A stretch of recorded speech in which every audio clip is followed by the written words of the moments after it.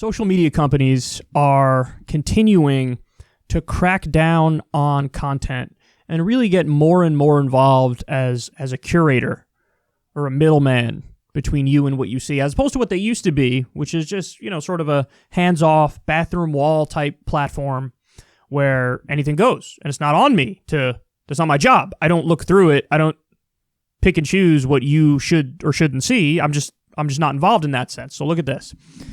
Mark Zuckerberg flipped a secret switch to favor credible news outlets on Facebook after the election, according to the New York Times. So there's a lot of stuff to say about this. First of all, let's just talk about the idea of misinformation and disinformation and propaganda. Is that a real problem? The word yes isn't strong enough to portray just how much of a problem it is. It's such a problem that all of this election misinformation that's out there is moving large numbers of people to absolutely delusional beliefs that are just as silly as, like, flat Earth. You did have, the original number was, I think, 40% of Republicans were not sure Biden won. This was like on the day it was called or within the first 2 or 3 days, right? About 40% of Republicans were like, I don't know. But 60% were like, yeah, Biden won. What are you going to do? The more Trump has been out there denying it, downplaying it, calling it fraudulent, calling it rigged, and some conservative media outlets are feeding into that they've made that number more and more and more. Now I think it's an overwhelming majority of the Republican Party. I don't have the exact number in front of me, but I saw some headlines that it's like the overwhelming majority of Republicans are like, no, Biden actually didn't win. Okay. So, but the details are the things that drive me crazy. Because, like, guys, if you're going to make a case when it comes to something like this, you have to prove it. You have to prove it in a court of law. There's been over 30 election lawsuits brought by Trump and his people. Either every single one has failed or every single one but one has failed, and that was inconsequential anyway. You lost. You lost comfortably. You really did. You lost. So, but the misinformation is so bad that stuff is the stuff that usually makes a splash and gets ahead and gets the eyeballs and gets the clicks. It's oftentimes Ben Shapiro and the Daily Wire and Dan Bongino are like number one on Facebook. And listen, is that insane? Yes, it's insane. Those people are wrong about almost everything. About almost everything. Putting aside, my political opinions or anything. No, I'm just saying objectively, they say things that are untrue nonstop. Okay, so this is a huge problem. Now, but what do you do about it? Well, what Mark Zuckerberg decided to do is they somehow created an algorithm or whatever you want to call it that prioritizes certain things above other things. So they're trying to prioritize more credible news on Facebook. Well, guess what? That means they're redirecting people right back to the authoritative sources. Who are the authoritative sources? Take a guess. It's CNN, it's MSNBC, it's Fox News. It would be like the nightly news people, CBS, ABC, outlets like that. The giant corporations. Now, here's the problem, Mark. They get stuff wrong all the time. All the time. Now, are they as bad as, Newsmax and One American News Network? No. I'll grant you that. But they've still, for example, helped push lies and propaganda that led us into illegal wars. They pushed Russiagate relentlessly and were wrong. They were wrong time after time. They would regularly run with stories that there was no evidence to support what they were saying. There's a case that more harm is done as a result of mainstream media propaganda than any of these fringe outlets where admittedly they say things that are more insane. You could say things that are more insane and still have less of a negative impact on the world than like what mainstream media did with the Iraq War. So who's going to watch the Watchmen? They've decreed, these are the serious outlets. Yeah, but what about when they get stuff wrong? Jake Tapper on CNN, this was a very big thing that happened months ago. He did a fact check of Medicare for All where virtually everything he said in the fact check was incorrect. It was incorrect, and all of the studies showed that he didn't know what the hell he was talking about. That, Medicare for All saves $5 trillion over a decade, and everybody's covered, and you have better health outcomes. I happen to know a lot about this topic, and I've read all the relevant stuff on it, and Jake Tapper went out there and just flat out, he either lied, or he just was honestly incorrect, but he did a fact check on it. That was CNN. By the way, the video was like 95% disliked. Did they, was there ever any repercussions for that?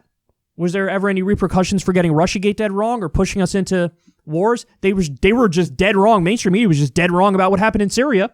Now, we've had multiple Syrian whistleblowers that were like, yeah, what they were saying that Assad gassed his own people didn't happen. Didn't happen. So they get to say whatever they want. They could be dead wrong, and they get away with it.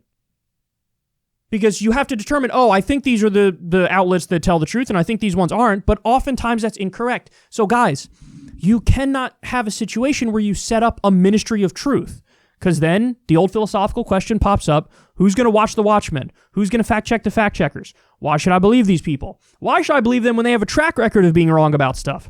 Now again, is this me saying that Ben Shapiro and Dan Bongino should lead on Facebook and, are right about stuff? No, of course not. Of course not. But what I am saying is, don't set up a ministry of truth. Don't pretend like you know what's legitimate and what's not legitimate, because you don't. And then, by the way, what are the other consequences of this? Bye-bye independent left outlets. The same mechanisms that screw the far right screw the so-called far left. Just so everybody understands. And we've seen this on YouTube now for an extended period of time. We've talked about it nonstop on this show. That the way the algorithm works, there's tiers of how much different outlets get promoted. Now, if you're viewed as an authoritative source, your stuff gets recommended all over the place. All over the place. If you're not viewed as an authoritative source, if you're viewed as, say, borderline content, that's their words, not mine. That's their words. Well, then maybe we don't show your stuff to new people.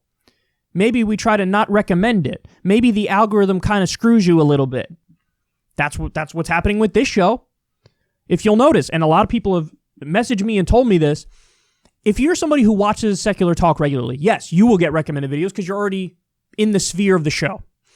But sometimes if you put on autoplay, it'll start redirecting you back to CNN videos, MSNBC videos. If you're somebody who has never watched secular talk, you used to get recommended secular talk videos anytime you're watching news and politics stuff. Now you never get recommended secular talk videos. So it's hard to spread to new people. But even if you're in the sphere, you'll get recommended secular talk stuff. But oftentimes if you let autoplay go, it'll always go back to a mainstream media outlet. This is how they screw us. And it can get worse and worse and worse, man. It really can. And now Facebook is trying to do a similar thing. Do I feel bad for Dan Bongino and Ben Shapiro? No, because I think they do a shitty job. But as a matter of principle, Facebook should not prioritize authoritative sources when the authoritative sources are wrong all the time as well, and in some ways in even worse ways that have more deleterious consequences associated with it. So, careful what you wish for, man. Careful what you wish for. Why would you want... Everybody agrees. Mark Zuckerberg is a giant doofus. Everybody agrees about Jack. But now you want to give them more power to censor and filter and determine what's acceptable and what's not acceptable? And the answer is yes, this is what people want. As if Silicon Valley oligarch billionaires are an overlord class that should determine what you see and what you don't see. That's not what I want, man. That's not what I want. Got to take a hands-off approach. And listen, does that mean sometimes you'll have misinformation spread? Yes. But that's a human problem. Misinformation is going to spread regardless. Either you could have misinformation spread while we also have freedom, or you could have misinformation spread where you have a ministry of truth and they shove down your throat certain propaganda outlets and screw other independent outlets. I'll lean on the side of freedom. Because I know how this movie ends the second you start curating and filtering and going through the stuff with a fine-tooth comb. And one of the first to be screwed is the left. You might think, oh, it's just the right, it's okay. No. They always start censorship with the easy cases like Alex Jones, for example. Because he's so bad that it's like, well, obviously this guy's crazy. But as soon as you establish that precedent, it's a wrap. You already agreed to your own demise. So they're going to keep inching more and more in this direction. They're going to keep prioritizing authoritative sources. Look at it like this. Maybe this will help people understand it better. Facebook and big social media outlets are embedded with the U.S. government. Now, they are going to prioritize the outlets that the U.S. government is comfortable with. So it's almost like we have state media. That's what this is. You know how everybody looks at, oh my God, it's so stupid, the North Korean state TV and how sycophantic they are to power there? Then you're also begging social media outlets to do that here. That's what you want if you're for this. Yeah, let's have the authoritative sources, CNN, MSNBC, Fox News, that represent the establishment, represent powerful interests in the U.S., shove that stuff down our throat. So get rid of the freedom element completely and feed me state propaganda. U.S. government-approved propaganda. That's what you want. You want the Fox News represents the Republican Party, MSNBC represents the Democratic Party, CNN and the nightly news represents both parties, but they all represent the establishment in the United States. And they strictly define the parameters of discourse that's allowed. They regulate the Overton window. So you want social media to become state media, which is authoritarian. That's what it is. That's a textbook definition of it.